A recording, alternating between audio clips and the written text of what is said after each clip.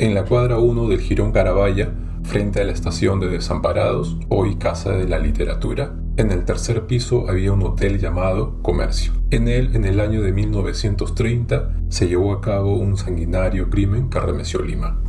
Hoy, en la actualidad, sigue siendo motivo de conversación. El 24 de junio de aquel año, llegaron dos estafadores de nacionalidad española y se hospedaron en la habitación 89 del hotel. Ellos eran Genaro Ortiz y Marcelino Domínguez. Llegaron a Lima para continuar con sus fechorías y negocios sucios. El día del asesinato, Ortiz y Domínguez discutieron fuertemente. Ambos enfurecidos y con los ánimos caldeados, cada uno hizo sus actividades por separado. Ya de noche y en la habitación, a la hora de dormir, Ortiz salió a buscar un martillo y un serrucho en las calles aledañas.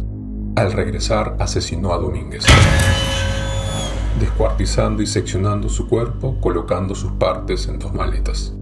Con una mente calculadora, el asesino dejó ambas maletas en un hotel frente al Teatro Municipal. Según la data y la noticia de entonces, Ortiz fugó a Ecuador y luego a Panamá. Poco tiempo después fue capturado y lo condenaron a prisión.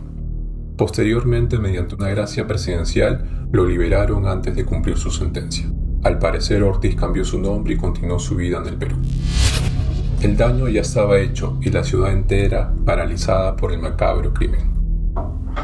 El caso rápidamente se convirtió en historia de interés de los limeños, que seguían cada actualización de la noticia.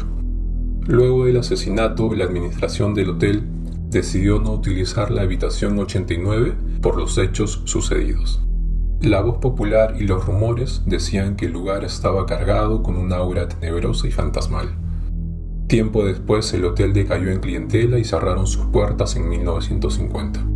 Actualmente, el tercer piso donde se encontraba el Hotel Comercio está desocupado, y si caminas por esa calle aún se puede ver cómo se dejó, vacío, sombrío y lleno de misterio.